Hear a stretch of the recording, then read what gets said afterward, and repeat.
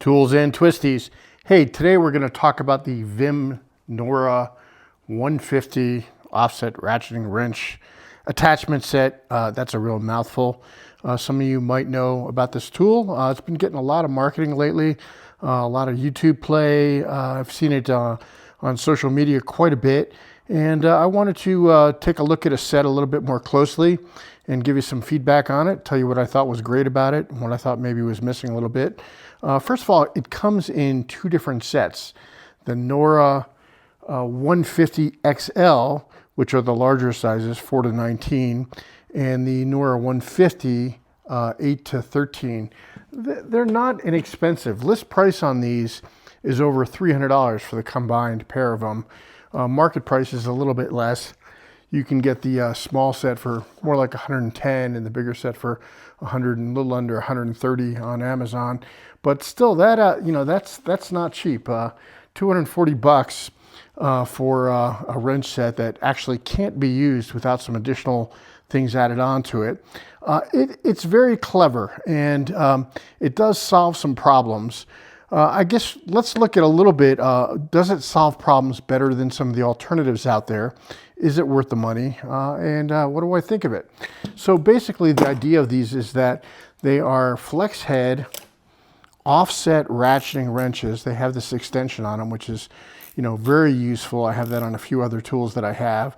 It is a switchable reverse lever, but they're designed to interface with a standard 3/8 inch sort of extension or ratchet or whatever you have interface. So, by itself, it's not much use. I guess you could use it as a tiny little palm ratchet, but not much else. But the idea is that you can stick it onto an extension, in any size extension you want, and turn it into a wrench. Clever idea. A couple of issues that I have. One, that I've noticed that this is a snap-on extension, and I've noticed that on the snap-on extension, it interfaces pretty tightly on there. It stays on there. The spring-loaded ball sort of keeps it in place. But when you put it on a cheaper extension, like here's a locking extension you think would work even better. But when you put it on a locking extension or a cheaper extension, there's a fair amount of play in there. I don't like that in the tool. So here's another example of a shorter snap-on, older snap-on extension, and yeah, fits on there pretty tightly. Here's an Icon short extension, not as tight as the snap-on, but not bad. So those work reasonably well. Some other tools that you can possibly put them on. I talked about these Tang spinner handles, and I use these a lot in 1/4 inch. Tang is one of the few companies that makes it in a 3/8 inch drive. And it's pretty cool, and it happens to be, a good idea for these. Now, VIM also makes their own little 3/8 inch handle that goes on here, but it's like 30 bucks. And these Tangs are much less expensive, and I think pretty nice. And they have a female on the end too, so you can use it as a regular extension, multi-purpose tool. So the idea is that, using this, you can sort of turn it into any size wrench you want. I played around a little bit with some other ideas of what you could put on the end here. These Astro Goliath extensions, which are sort of these fat extensions designed to be used on impact drivers and not lose torque, fit these things really well. Very little play, and the diameter is about the same. And that's kind of a beefy handle. I mean, one issue I have is, these extensions are not really meant for sort of, lateral prying torque. They're meant for rotational torque. And the ball interface, the same, is not really meant to be pried against in that angle. They're meant to be turned. And, if you look at the failure tests on these, the failure point is often this ball end, the interface end popping loose. So, is that a great idea? It's a clever idea, but I don't know. I also tried it on, for instance, this is a Koken breaker bar, and actually that works pretty well. Now it's got a flex joint on it, and you also have a flex joint on this, so you have a double flex, which allows you to do some interesting things like that, which honestly might come in handy. Of course, you have to make sure you put it on in that orientation, not in this orientation, otherwise it ain't going to do any good as a ratcheting wrench at all. But that's a Koken breaker bar handle, and I have the Kokens in 2 different sizes. So, again, that actually kind of starts to make a tool that, looks like a professional tool instead of just throwing an extension on it. And yeah, here's a snap-on breaker bar, 3/8 inch. Same thing. Then you start to look like a proper tool. But does any of this make sense? I mean, the magnetic rails on these are really quite good. Pretty impressive. Honestly, one of the reasons I bought it. But, I tried it on my toolbox, and, they have this little ring on here so that you can pry it off the toolbox. And you kind of need it. I'd almost say that I hate to say it, but the magnets are too strong. I mean, these things just grip so hard on the toolbox. You need this thing to pry it off. And also, these are adjustable. They loosen and they tighten. And I find that they're always loosening up on me. These little pegs loosen up, and then you can move them around, which is nice because you can get them positioned. But it seems like every time I pick it up, one of them's loose. Maybe I'm not tightening them enough. At any rate, that's the VIM. I also tried it on this Philo T-handle. Wondered how this would work. And actually, again, I don't know, interesting tool, might come in handy sometimes. So interesting set of ratcheting wrenches at a pretty dear price. 250 bucks it ain't cheap, and there's a lot of alternatives for that. So let's look at what some of the alternatives are and whether they are better alternatives or just another alternative. One that comes to mind are these, Icon / Mountain / Platinum / Matco with these offset double box ratcheting wrenches. These have been a great tool that I've had in my box for a while, a couple different versions of them.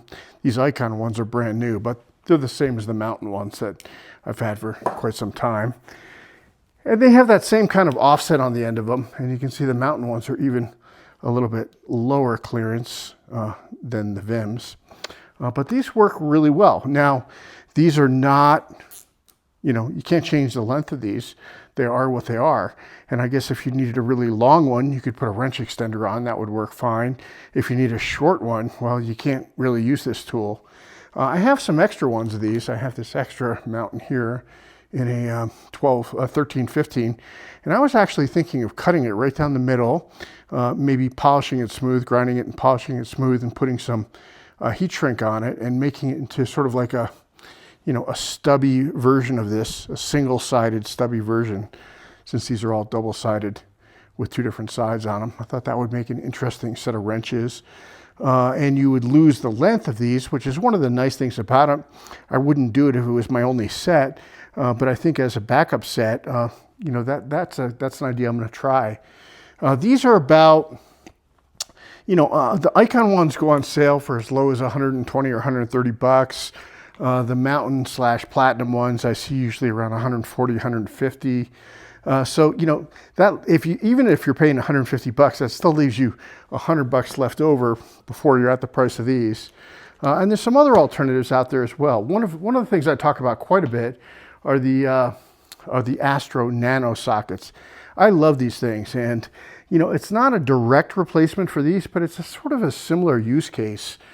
These are all dual drives, so you can either put them in their special 17mm wrenches where they lock on and use it as a ratcheting wrench. No, it's not a true wrench, so you don't have the full pass-through capability that you have with this. So there are certain situations where this would work and this wouldn't. But there's also a lot of situations where something like this will come in way more handy than just having these. You are limited to the size wrenches that you can put it on, but there's quite a few. Like this is the Astro 10-inch, and Chrome makes it in 10-inch as well. Astro makes the larger one, which is nice to give you some reach. And it's not often you're going to need something bigger than that, but again, if you need something bigger, you can put a wrench extender on it. And they also make a little stubby version here, which is my least favorite of the 3 Astros, mostly because it tries to do too much, and it's, I think, a little too fat in this area. Instead of giving me a nice slender wrench, it tries to be both, for their 11mm interface and their 17mm interface. But nevertheless, that works. You can also put it on pretty much any 17mm ratcheting wrench. They don't lock on, but there's a couple solutions to that. There's Ulsa, I think, makes a kit that locks it on, Plus I have here somewhere just a little magnetic interface. Here it is. This actually works pretty well. And that can lock it on as well. And then, you know, so there's another size, and any 17 millimeter ratcheting wrench, any size you have, you know, so do you really need the ability to put it on 5 different size, you know, extensions that may interface loosely and, you know, may not really be designed to torque in that direction. And these are relatively inexpensive. You can get the full 6 to 24 for like 50 bucks. As an example, these are the only sizes that come in these 2 VIM kits. And this is just part of what comes on the entire Astro set. The Astro set has 2 sizes smaller, 6 and 7, and then it has 1, 2, 3, 4, 5 sizes larger, 20 to 24. So, you know, in terms of storage and everything, it doesn't come on this magnetic rail, but these are just an easy red magnetic rail. So basically this right here, you know, substitutes for these 2 things. Plus with these Astros, not only can you use them on the wrenches, as I just showed you, but you can also pop it on any 3/8 inch ratchet. And if you have a low clearance ratchet, you know, you're clearly not getting the same clearance as you're getting with these. I should show you with the wrench how the clearance compares. So it's not quite as low clearance, but really not bad. And the Astro wrenches, you know, are better than these. So you can buy the, I'm sorry, not the Astro wrenches, the Mountain / Icon wrenches. You can buy a set of these Mountain wrenches plus the whole Astro socket set, plus one of the Astro wrenches for, you know, what it costs just for this set from VIM. And that's assuming you're getting it at a decent deal. You know, the other thing about the Astros, and we've talked about them before, is that they're impact rated and you can pop them on your impact gun, you know. So this is another little Astro Goliath extension. But you have a tool that I use these all the time. I use them in different ways. It's not just limited to one sort of solution. And I sort of feel like these VIMs are, you know, they're cool. And it certainly is nice to, you know, to pop it on a handle like this and have this cool tool. But somewhat limited in use case. And I think that I would grab these Icon / Mountain wrenches more, and I definitely grab these Astros more. The other solution that I just wanted to point out real quick, and this is also different. These are the Koken Nano, the Koken Zeal sockets, and they're Koken's low clearance sockets. And again, they're not going to be nearly as low clearance as the VIMs. But not bad. You can really sneak these in a lot of places. So this is an example of a set, you know, that's 8 to 19. Really nice. And then, you know, you can throw it on a Koken ratchet. You can throw it, this is a Harbor Freight Icon G2 ratchet that I modified with a 3/8 inch anvil, which, you know, is nice for low clearance applications. Pop that on, stick it into place. Again, you know, you're not getting it in the same places that you're getting the Mountain wrenches. But these are tools I use all the time for a variety of different ways. These are tools I use all the time in a variety of different ways. These Mountain / Icon wrenches get used quite a bit. And these new VIM, I don't know how much they're going to get used. You know, so let me know in the comments what you think. Do you have these VIM Nano Flexes? And do you use them all the time? Do you think that they're awesome? Do you think that they're, you know, totally overpriced at 150 bucks? A lot of the VIM stuff is pretty expensive. They are very innovative. I do appreciate their innovation, but you know, I do wish their prices were a little bit more reasonable.